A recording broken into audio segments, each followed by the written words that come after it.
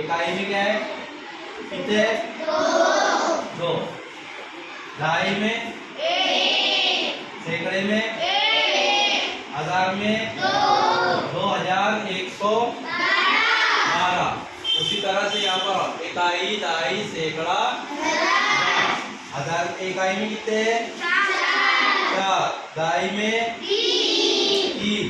सैकड़े में है 0 और हजार में 2034। इसी तरह से हम आगे का हल करेंगे।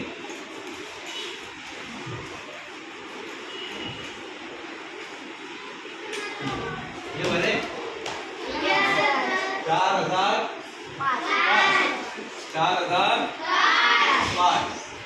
यहाँ पर आएगा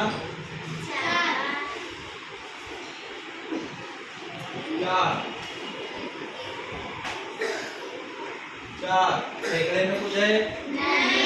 हजार में, दहाई में नहीं।